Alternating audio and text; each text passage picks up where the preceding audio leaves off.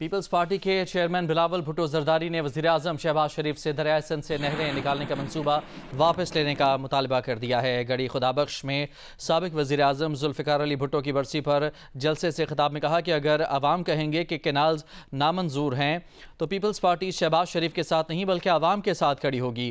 مشرف کا دور ہو، P T I کا یا پھر موجودہ دور، ایسا کوئی فورم نہیں جہاں پیپلز پارٹی نے یہ جد و جہد نہ کی ہو۔ کینال منصوبے کو پورا نہیں ہونے دیں گے۔ شہباز شریف صاحب، یہ عوام کا مطالبہ ہے، یہ میری بات آپ چھوڑ دیں۔ سنو یہ کیا کہہ رہے ہیں۔ اگر یہ عوام کا مطالبہ ہے کہ نیا کینالز نامنظور ہے تو پاکستان پیپلز پارٹی عوام کے ساتھ کھڑی ہوگی، آپ کے ساتھ کھڑی نہیں ہوگی۔ اور میں حکومت کا اس بات کا شکر گزار ہوں کہ آج تک جو ان کینالز کا ایکنک کا اپروول ہے وہ پاکستان پیپلز پارٹی کے اعتراضات کی وجہ سے مسلم لیگ نواز نے جاری نہیں کیا ہے، مگر یہ منصوبہ اب ایسا متنازع بن چکا ہے کہ پاکستان پیپلز پارٹی جو آپ کو وارن کرتی آ رہی ہے، پاکستان پیپلز پارٹی آپ کو ایسے کوئی غیر ذمہ دارانہ فیصلہ نہیں لینے دیں گے جس سے پاکستان کو اور ہمارے وفاق کو نقصان ہو۔ جلسے سے خطاب میں پیپلز پارٹی کے چیئرمین بلاول بھٹو زرداری کا مزید کہنا تھا کہ کراچی میں بلوچ بہنوں کو خود کش حملہ آور بنا کر بھیجا گیا۔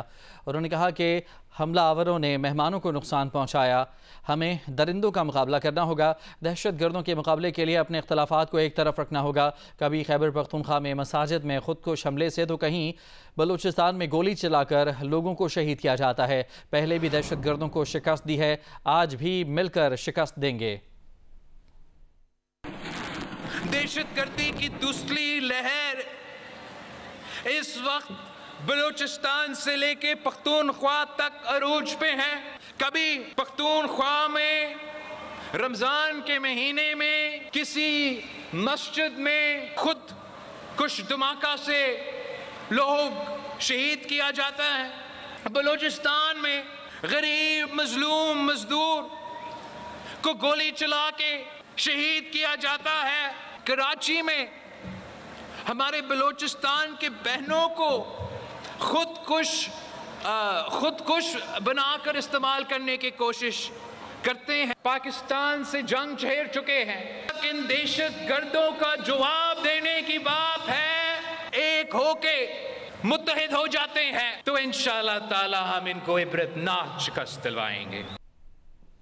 وزیراعظم شہباز شریف نے صدر آصف علی زرداری سے ٹیلی فون پر رابطہ کیا ہے۔ وزیراعظم شہباز شریف نے صدر آصف زرداری کی صحت سے متعلق دریافت کیا۔ وزیراعظم نے صدر مملکت کی جلد صحت یابی کے لیے دعا کی اور ان کے لیے نیک خواہشات کا اظہار کیا۔ وزیراعظم نے کہا کہ پوری قوم آپ کی صحت کے لیے دعا گو ہے۔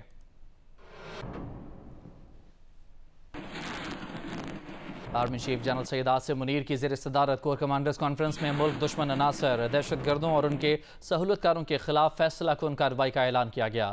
فورم نے اس عزم کا اعادہ کیا کہ پاکستان کو غیر مستحکم کرنے کی کوشش کرنے والے عناصر اور ان کے سہولت کاروں کے خلاف ریاست پوری طاقت سے نمٹے گی۔ مزید جانیے وقار ستی کی رپورٹ میں۔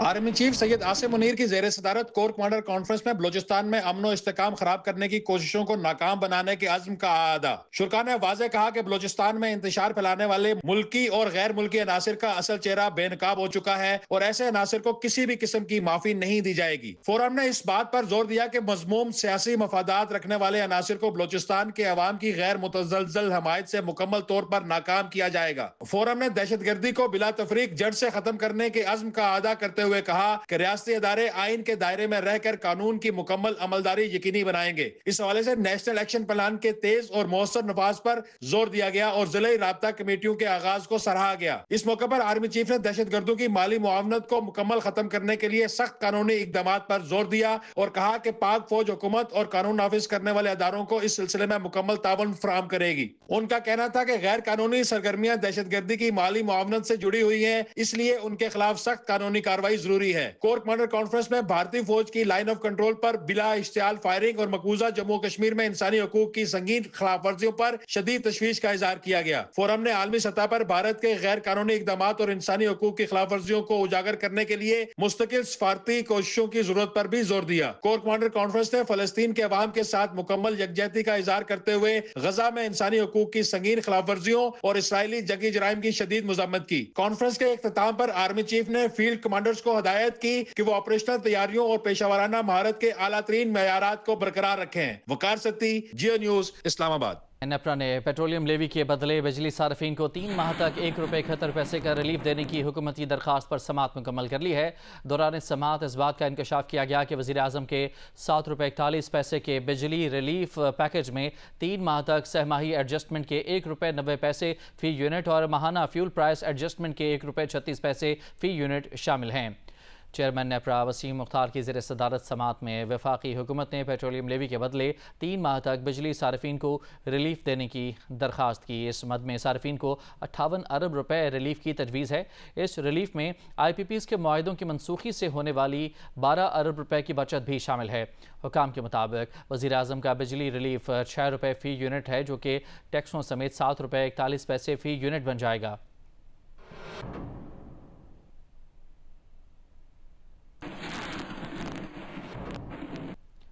کہ الیکٹرک صارفین کو بھی بجلی بل کی مد میں بڑا ریلیف ملنے کا امکان ہے۔ فروری کی ماہانہ فیول پرائس ایڈجسٹمنٹ کے تحت کہ الیکٹرک صارفین کے لیے بجلی ₹6.62 فی یونٹ سستی کرنے کی درخواست نیپرا میں جمع کرا دی گئی ہے۔ درخواست کی سماعت کے لیے ابھی تاریخ کا اعلان نہیں کیا گیا۔ نیپرا ذرائع کے مطابق کہ الیکٹرک کی درخواست کے مطابق فروری کی فیول پرائس ایڈجسٹمنٹ میں کراچی کے صارفین کے لیے ریلیف 6 ارب 66 کروڑ 20 لاکھ روپے بنتا ہے۔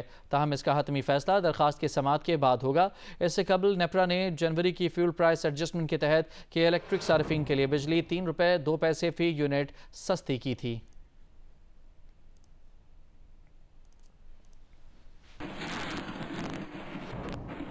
وفاقی وزیر بجلی اویس لغاری نے کہا ہے کہ 36 آئی پی پی سے بات چیت مکمل ہو چکی ہے۔ 3696 ارب روپے کی بچت ہوگی۔ انہوں نے کہا کہ آئی پی پی سے مذاکرات کے نتیجے میں فی یونٹ بجلی ₹7.41 سستی کر دی گئی۔ ٹرانسمیشن سسٹم میں بہتری سے مزید بجلی ₹2 سستی کی جا سکتی ہے۔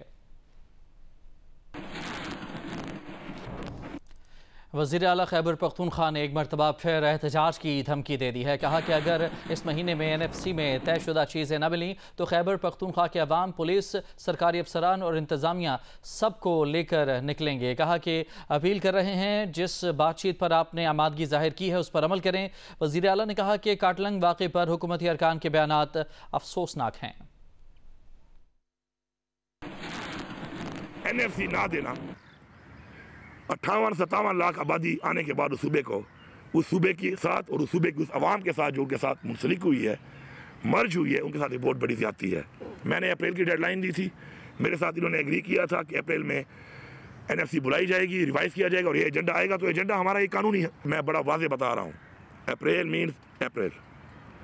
یہ میرا آئینی حق ہے، اس آئینی حق کے لیے پھر میں نکلوں گا، پورے صوبے کی عوام کو بھی لے کے نکلوں گا، پورے صوبے کی پولیس کو، انتظامیہ کو، سرکاری ملازمین کو، سب کو لے کے نکلوں گا اور یہ حق میں مانگتا ہوں۔ اور اگر مجھے حق نہیں ملے گا تو پھر میں دکھاؤں گا کہ میرا صوبہ، میری عوام اتنی کمزور اور اتنی لاوارث نہیں ہے کہ اپنا حق نہ لے سکے۔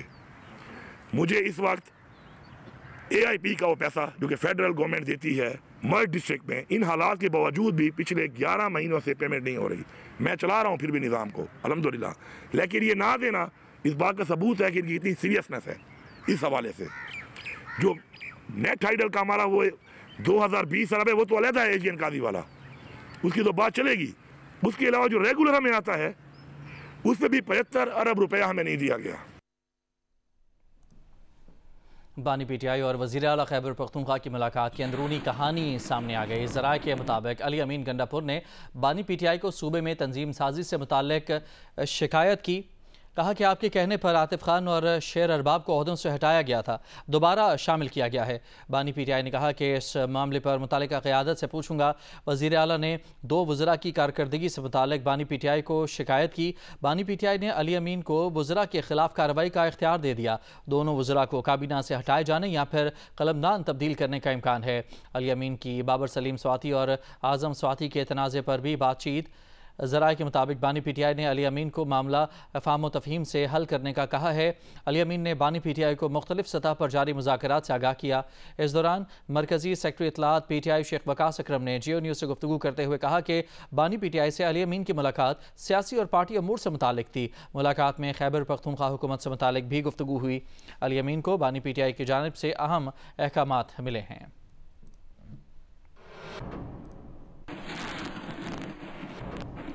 پی ٹی آئی کے چیئرمین بیرسٹر گوہر نے علی امین گنڈا پور سے کے پی ہاؤس اسلام آباد میں ملاقات کی ہے۔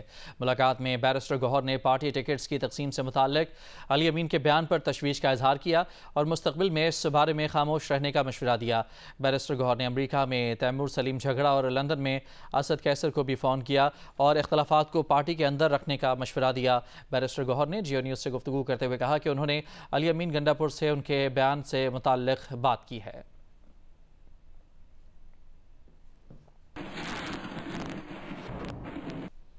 تحریک انصاف کے سینئر رہنما اسد کیسر اپنے ہی وزیر اعلیٰ کے خلاف تحقیقات کا مطالبہ کر دیا۔ کہا کہ پارٹی ٹکٹس اور دیگر امور پر علی امین کے بیان کی تحقیقات کی جائیں۔ اس حوالے سے بانی پی ٹی آئی کا موقف قوم کے سامنے لایا جائے۔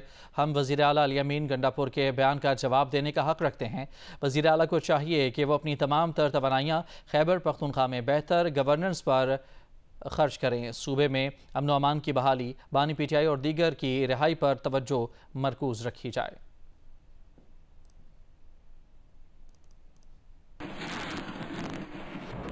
نامور بھارتی اداکار منوج کمار کی جدائی پر پاکستان میں ان کے آبائی شہر ایبٹ آباد کے شہری بھی اداس ہیں۔ جیو نیوز کی ٹیم منوج کمار کی جائے پیدائش ٹانچی چوک ایبٹ آباد پہنچی۔ ان کے محلے دار کا کہنا ہے کہ کئی برس قبل منوج کمار اداکار محمد علی اور زیبا کے ساتھ یہاں آئے تھے اور اپنا کمرہ بھی دیکھا تھا۔ مزید بتا رہے ہیں ایبٹ آباد سے جیو نیوز کے نمائندے ابرار رشید۔ یہ معروف جو بھارتی اداکار منوج کمار جن کا انتقال ہوا ہے ایبٹ آباد میں، یہ کسی زمانے میں یہ ان کا گھر تھا اور یہاں پر ان کی پیدائش کہا یہ جاتا ہے کہ ان کی پیدائش اس گھر میں ہوئی تھی۔ جو اہل محلہ ہیں ان سے ہم ضرور بات کریں گے کہ جب وہ یہاں پر آئے منوج کمار یا ان کے جو اہل خانہ یا جو بھی فیملی کے لوگ تھے ان کے حوالے سے کیا یادداشتیں ہیں۔ آج سے کوئی 35-40 سال پہلے کی بات ہے، اس میں بھی اسکول پڑھتا تھا۔ اچھا، یہاں یہ جو ہماری گلی تھی یہ بھی اسے کچی بارش لگی ہوئی تھی۔ منوج کمار اور ان کے ساتھ محمد علی اور زیبا یہ آئے تھے اپنے، یہ ان کی جائے پیدائش ہے۔ یہ جو گھر یہاں پہ کھڑے ہیں یہ منوج کمار کی جائے پیدائش ہے اور پورے گھر میں اس نے پھر کے اندر دیکھا تھا جہاں پہ وہ پیدا ہوا تھا، وہ کمرہ بھی اس نے دیکھا تھا۔ اب تو خیر یہ نیا بن گیا، دمالش کر کے انہوں نے اس کے جو مالک ہے انہوں نے نیا بنایا، اس وقت پرانا ہی تھا۔ اسی طرح جس طرح وہ چھوڑ کر گئے تھے اسی طرح وہ مکان پرانا تھا۔ 10 سال جو 12 سال جب وہ تھے تو جہاں سے وہ تقسیم کے دوران چلے گئے تھے، لیکن بعد میں جب پاکستان کا دورہ کیا تھا محمد علی صاحب کے ساتھ وہ یہاں پر تشریف لائے تھے، ہم نے خود دیکھا تھا ان کو اس زمانے میں، ہم بھی وہ چھوڑے تھے اس وقت۔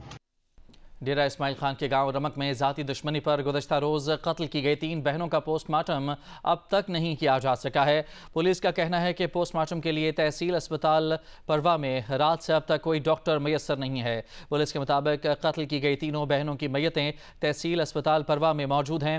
پوسٹ مارٹم کے لیے اسپتال میں ڈاکٹر کے نہ ہونے کے بارے میں تھانہ پروا کی طرف سے اسپتال کے MS کو تحریری طور پر آگاہ کر دیا گیا ہے۔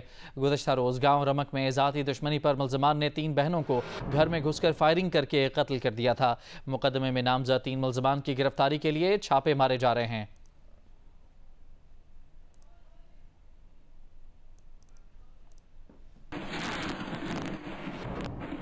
जमीयत उलमा इस्लाम फे आज तौसा में अवामी ताकत का मुजाहिरा करेगी। JUI कारकुनों ने पार्टी परचम उठाए शहर भर का गश्त भी किया। मौलाना फजलुर रहमान आज जलसे से खिताब करेंगे। डिप्टी कमिश्नर का कहना है कि जलसे की बाकायदा इजाज़त नहीं दी गई है। जलसे की तैयारियों के सिलसिले में JUI फे के कारकुनों ने हाशमी चौक से कलमा चौक तक पैदल गश्त किया और लोगों को जलसे में शिरकत की दावत दी। दूसरी तरफ डिप्टी कमिश्नर उस्मान खालिद ने बताया कि सिक्योरिटी खदशात के पेश नज़र ताहाल जलसे की बाकायदा इजाज़त नहीं दी गई।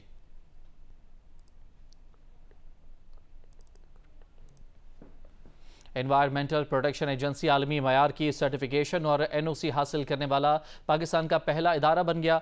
बरतानिया की एक्रेडिटेड कंपनी ने सनद जारी कर दी। एक बयान में सीनियर वजीर पंजाब मरियम औरंगजेब का कहना था कि बरतानिया की एक्रेडिटेड कंपनी ने एनवायरमेंटल प्रोटेक्शन एजेंसी पंजाब को आला कारकर्दगी के एतराफ़ में सनद जारी की है। एक साल के दौरान माहौलियात के तहफ़्फ़ुज़ और बेहतरी के इक़दामात को आलमी मयार ISO 9001 की सनद मिली। उनका कहना था कि एनवायरमेंटल प्रोटेक्शन एजेंसी के फौरी और बर वक्त इक़दामात करने की सलाहियत को भी आलमी मयार के मुताबिक पाया गया।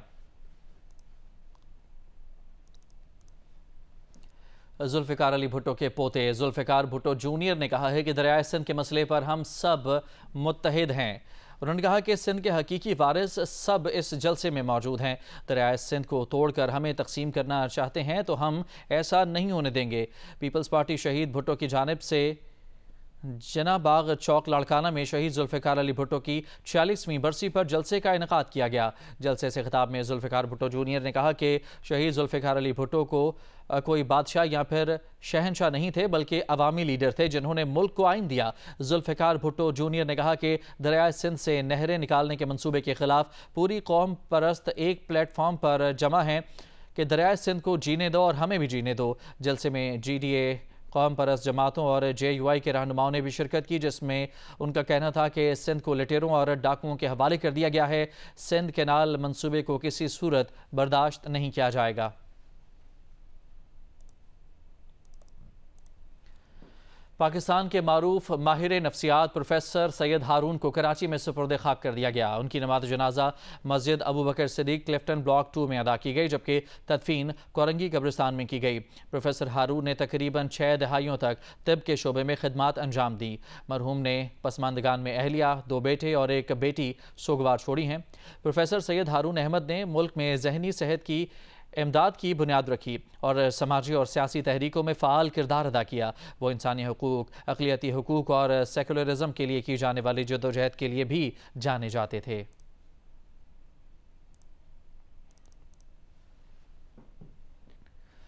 पाकिस्तानी नावल निगार अलिशबा खान बड़ेश ने young women of the year award जीत लिया है। उन्होंने ये अवार्ड 2025 के तहत जीता।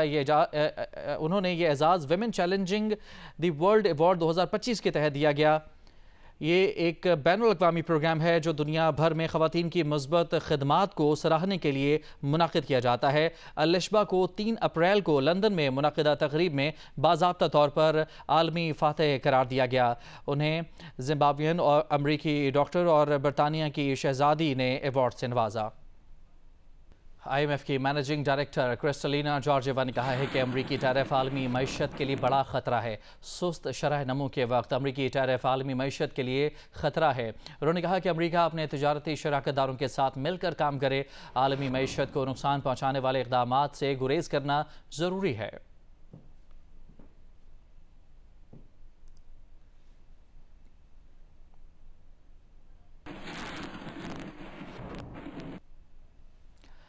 पाकिस्तान और न्यूजीलैंड के दरमियान 3 मैचेस की सीरीज़ का आखिरी वनडे आज रात को खेला जाएगा। मैच पाकिस्तानी वक्त के मुताबिक रात 3 बजे शुरू होगा। सीरीज़ में न्यूजीलैंड को 2-0 की फैसला कुन बरतरी हासिल है। ICC women cricket world cup qualifier से पहले वार्म अप मैच में पाकिस्तान ने थाईलैंड को 7 विकेट से हरा दिया। थाईलैंड की टीम 78 रन बनाकर आउट हो गई। पाकिस्तान विमेन ने हदफ 19वें ओवर में 3 विकेट पर हासिल कर लिया। LCCA ग्राउंड लाहौर में थाईलैंड विमेन टीम टॉस जीतकर पहले बैटिंग करते हुए 29वें ओवर में 78 रन्स बनाकर आउट हो गई। थाई बैटर पनीटा माया 26 रन्स की नाकाबिले शिकस्त इनिंग्स के साथ टॉप स्कोरर रहीं। پاکستان کی طرف سے نشرہ سندھو نے 11 رنز دے کر 4 کھلاڑیوں کو آؤٹ کیا۔ ڈیانا بیگ اور رامین شمیم نے 2 وکٹیں حاصل کیں۔ سعیدہ اقبال اور فاطمہ ثنا نے ایک کھلاڑی کو پویلین کی راہ دکھائی۔ جواب میں پاکستان ویمن ٹیم نے ہدف 3 وکٹوں کے نقصان پر 19ویں اوور میں حاصل کر لیا۔ گل فیروزہ 28 رنز بنا کر ریٹائر ہو گئیں۔ شوال ذوالفقار نے 16 رنز بنائے۔ سدرا امین اور عالیہ ریاض 14 رنز کے ساتھ ناٹ آؤٹ رہیں۔ لاہور کے گریٹر اقبال پارک میں قلندرز نائٹ کی بھرپور تیاریاں جاری ہیں، جہاں اتوار کو قلندرز نائٹ میں ملک کے نامور گلوکار بلال سعید، عاصم اظہر، ساحر علی بگا اور سارا علی اپنی آواز کا جادو جگائیں گے۔ تقریب میں لاہور قلندرز کی نئی کٹ، نیا ترانہ بھی لانچ کیا جائے گا۔ قلندرز کے جارح مزاج بیٹر فخر زمان کا کہنا ہے کہ زبردست نائٹ کا اہتمام کیا گیا ہے، شائقین اس موقع کو مس نہ کریں۔ لاہور قلندرز نائٹ اتوار 6 اپریل کو گریٹر اقبال پارک میں منعقد ہوگی، جس کی تیاریاں جاری ہیں۔ سٹیج اور لائٹوں کی تنصیب کا کام ہو رہا ہے۔ قلندرز نائٹ میں گلوکار بلال سعید، عاصم اظہر، ساحر علی بگا اور سارا علی آواز کا جادو جگائیں گی۔ قلندرز نائٹ میں لاہور قلندرز کی PSL 10 کی کٹ کی رونمائی کی جائے گی۔ لاہور قلندرز کا ترانہ بھی لانچ کیا جائے گا۔ قلندرز نائٹ میں رنگا رنگ لیزر شو بھی ہوگا۔ ٹیم کے جارح مزاج بیٹر فخر زمان کا کہنا ہے کہ قلندر نائٹس انجوائے کرنے کے لیے بہت پرجوش ہیں۔ امریکہ کے صدر ڈونلڈ ٹرمپ نے ایران کو براہ راست مذاکرات کی پیشکش کر دی ہے۔ صحافیوں سے گفتگو میں صدر ٹرمپ نے کہا کہ بہتر یہ ہوگا کہ ایران سے براہ راست بات چیت ہو، کیونکہ یہ تیز تر عمل ہے اور آپ کو دوسرے فریق کو سمجھنے کا زیادہ بہتر موقع ملتا ہے، بنسبت اس بات کے کہ آپ کسی مصالحت کار کے ذریعے بات کریں۔ صدر ٹرمپ نے کہا کہ ایران مصالحت کاروں کو استعمال کرنا چاہتا تھا، مگر شاید اب ایسا نہیں ہے۔ انہوں نے امکان ظاہر کیا ہے کہ ایران براہ راست بات چیت پر آمادہ ہو جائے گا۔ اس سے پہلے ایران نے براہ راست بات چیت کا امکان مسترد کر دیا تھا، مگر ساتھ ہی کہا بالواسطہ بات چیت پر آمادگی ظاہر کی تھی۔ عرب میڈیا کے مطابق ایران اور امریکہ کا بلا واسطہ بات چیت پر اتفاق کیا گیا ہے۔ ایرانی ایٹمی منصوبے پر بات چیت کے ادوار عمان میں منعقد ہوں گے۔